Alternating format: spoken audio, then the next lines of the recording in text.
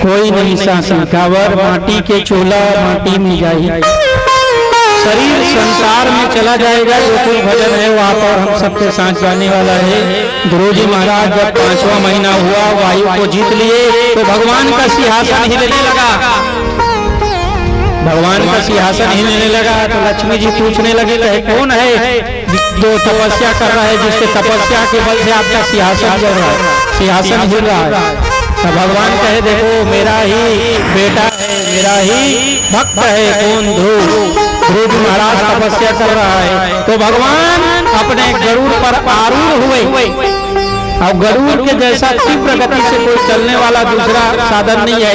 तीव्र गति से भगवान सशंख चक्रम सक्रेट कुंडलम, भगवान जो है ना और चलने लगे, पहुंचे। तो भगवान का दर्शन ध्रुव जी महाराज को उनके हृदय में हो रहा है, मन में, अंदर में।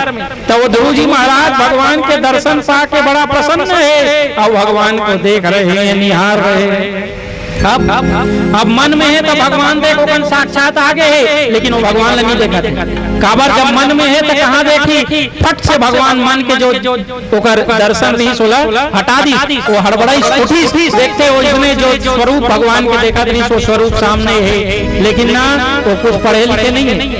का पढ़ी बता, लड़का 5 वर्ष के आयु होकर जब वो तपस्या करत रही से, तो भगवान समझ के भगवान अपन शंख होकर कपोल में माने गाल में मात्र छुई। ये है भगवान की कृपा। मात्र भगवान ने अपने शंख को जो है ना उनके गाल पर कपोल पर मात्र स्पर्श किया। वेद उपनिषद सबके ज्ञान हो गया मंत्र के। फिर भगवान की उन्होंने बड़ी अच्छी सुंदर स्तुति की भगवान की। वसुदेव सुतं देवं कंस चाणूरमर्दनं देवकी परमानंदं कृष्णं वंदे जगद्गुरुं शांताकारं भुजगशयनं पद्मनाभं सुरेशं विश्वाधारं गगनसदृशं वरनं शुभांगं लक्ष्मीकान्तं कमलनयनं योगिरानन्दं वन्दे विष्णुभवैहरं सर्वलोकैकनाथनं। तो भगवान ने कहा, बेटा क्या चाहते हो, क्या मांगना चाहते हो, मांगो। तो कहे ध्रुव जी महाराज कहे भगवान मुझे कुछ नहीं चाहिए। तो कहे बेटा तुमने तपस्या किया है, वर मांगो। कहे महाराज भगवान कुछ नहीं चाहिए। कहे क्या चाहिए? कहे आप चाहिए। जन्म जन्मांतर जो है ना आपकी भक्ति मेरे मन में रहे, दिल रहे, आपका मैं भक्त बना रहूं, आपकी याद कभी बिसराए मत, मैं कभी आपको मत भूलूं। और अब जब आपको मत भूलूं बस ऐसी भक्ति प्रदान कीजिए। भगवान ने तथास्तु कहा। और भगवान ने कहा बेटा कि तुम जो है ना बहुत सालों तक राज्य करोगे और राज्य गद्दी भी तुमको प्राप्त होगा, सब कुछ प्राप्त होगा। इस प्रकार जो है ना उसको आशीर्वाद दिए। भगवान आशीर्वाद देने के बाद भगवान चले गए। अब उसके बाद जो है ध्रुव जी महाराज जाने लगे तो पूरे नगर में खबर फैल गया कि ध्रुव जी महाराज जो है तपस्या करके आ रहे हैं। नगर को तोरण से वंदनवार सजाया गया, पूरा मंडप बनाया गया और उत्तानपाद राजा बड़े प्रसन्न हुए। क्यों बताऊं? जिसके कुल में यदि एक भक्त पैदा हो गया, जन्म ले लिया ना, तो 7 कुल आगे और 7 कुल पीछे को दोनों को तार देता है। इतना सामर्थ्य है भगवान के भक्त। भगवान का भक्त है, यदि आपके कुल में भगवान का नाम लेने वाला कोई आपका पुत्र है, जो संतान है, जो भगवान का भक्त है, तो आप निश्चित मानिए आपके आने वाले 7 पीढ़ी और जो गए हैं वो 7 पीढ़ी को तार दे। इस प्रकार भगवान का भक्त है। और क्या हुआ कि आए तो बड़ा सजावट किया गया बड़े भाव के साथ उनकी।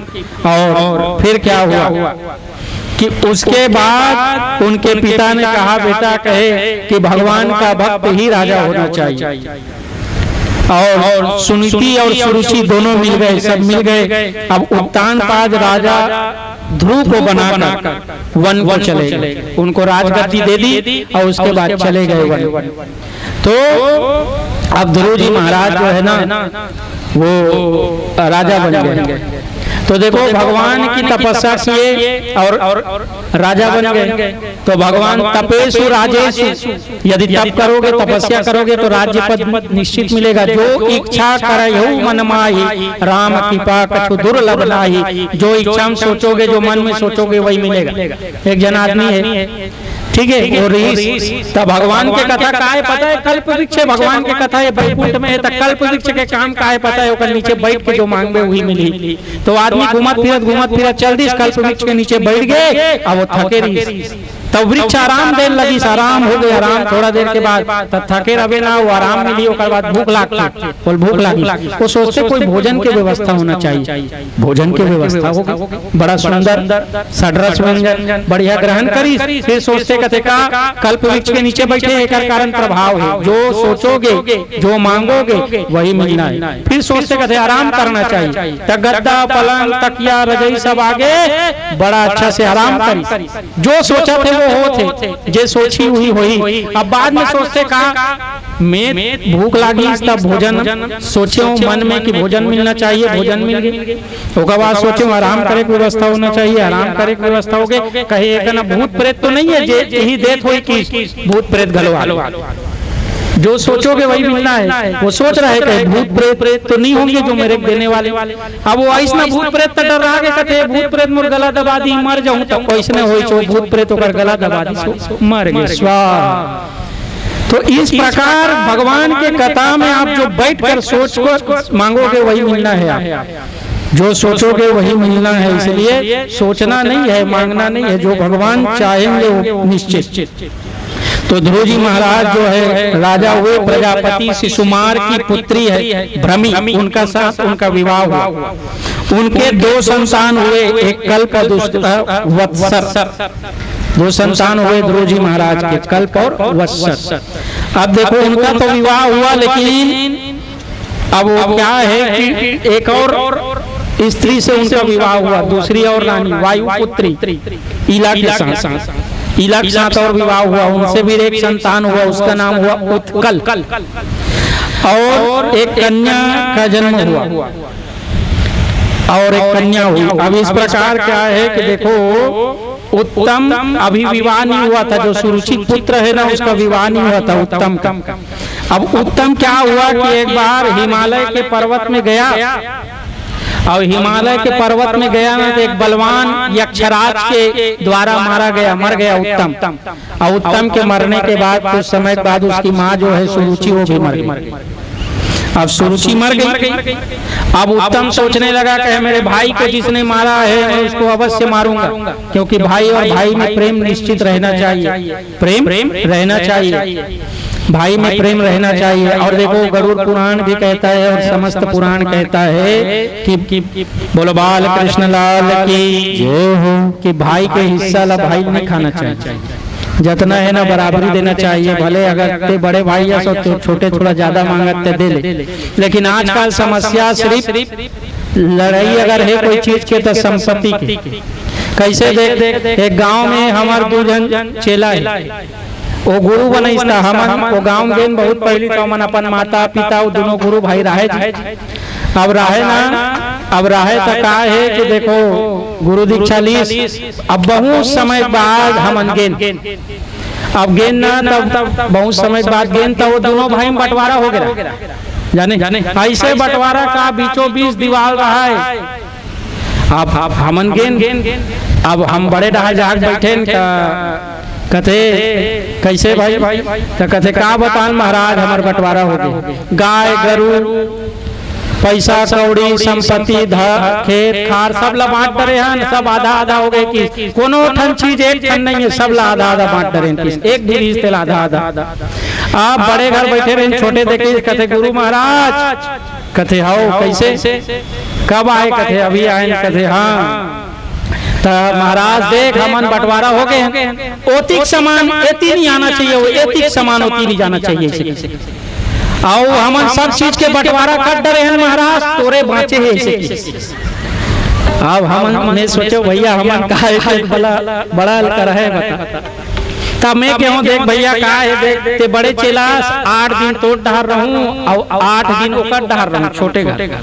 8 दिन बड़े घर रहे, जब वो 8 दिन छोटे घर रहे, जब अब दोनों भाई चेला बनाए, अब दाई दादा तो नहीं है, वो मन चल दी तकते छोटे का कहते नहीं महाराज ऐसे नहीं चले, ओकर घर ले खा खावे होते हमर घर रहे, और हमर घर ले खा खावे होते ओकर घर रहे, त कैसे होई? कहते जे समार रिश्तेला एक जन ला काटे है ना, आधा आधा बांटे है नहीं, अब तोर पारी है। अब हम सोचे भैया गुरु तो एक है, और चेला वेला अगर आधा आधा काटे में लगी तो हमार का होई, हमर रातों रात मल चल गया।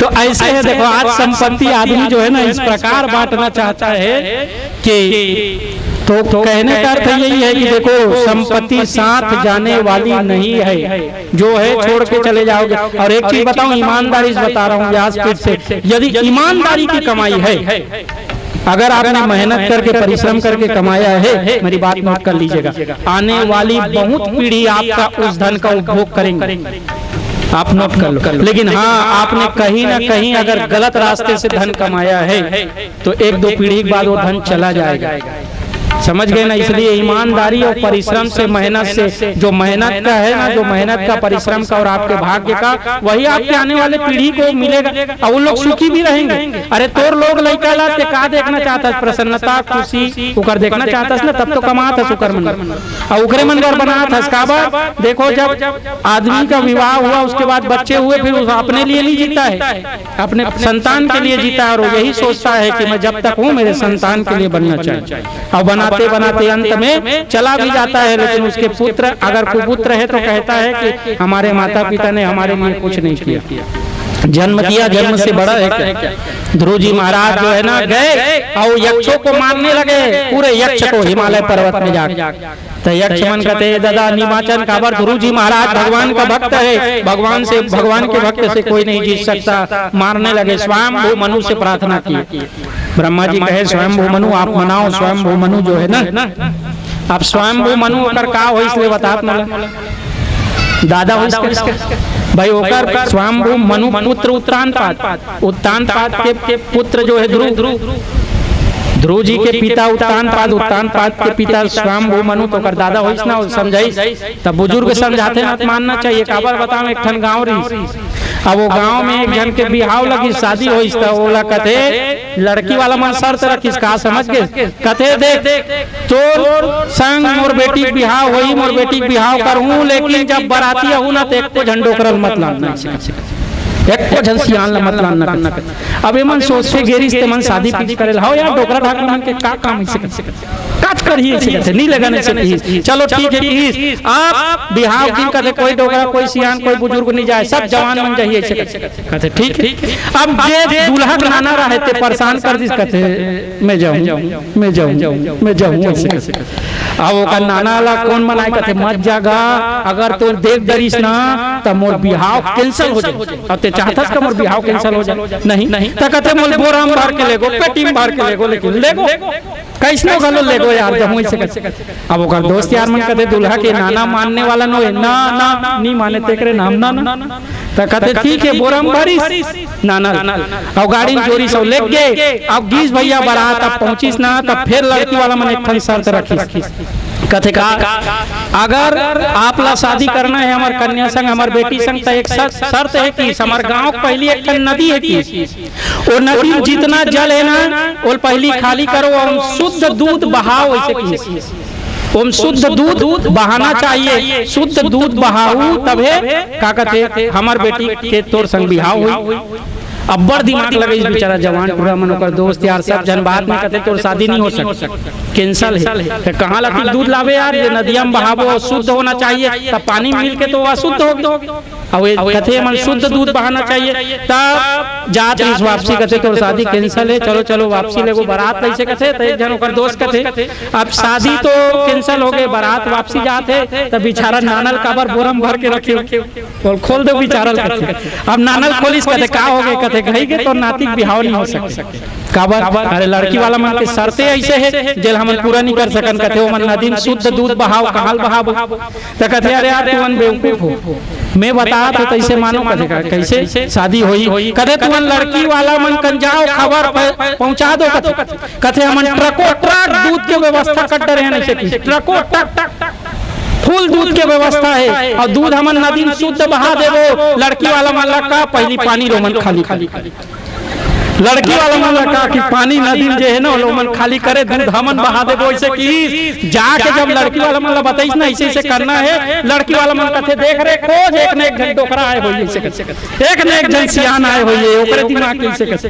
तब बुजुर्ग कहते हो दिमाग है ना, मुखिया का दिमाग है, दिमाग बहुत तेज चलता है। तो इस प्रकार का है यक्षों को मारे और मारने के बाद जो ध्रुव जी महाराज है ना उनको मनाया गया। दादा मानी मान और ध्रुव जी महाराज ना 1 वर्ष 2 वर्ष 3 वर्ष नहीं भैया 36,000 वर्ष राज्य किए। कितना 36,000 बुलाऊ मत भैया पूछबो। देख मैडम बैठे, मैडम मन 3-3 महीना में टेस्ट लेते, हम 7 दिन बाद टेस्ट लेबो। अब तो मन हम टेस्ट ले सकते तो मन टीचर हो। तो 36,000 वर्ष तक ध्रुव जी महाराज राज्य किए। और भागवत की कथा कहती है मृत्यु माने काल के सिर के ऊपर पैर रख के ध्रुव जी महाराज जो है भगवान के पास चले गए। यही भगवान की शक्ति है। आज की कथा यही विराम करते हैं। कल आइएगा बड़े भाव के साथ और आप सब कथा श्रवण करिएगा। और आइए 2 मिनट नाम संकीर्तन करें, उसके पश्चात आरती, फिर आप सब प्रसाद लेकर ही जाइएगा। जोरदार ताली।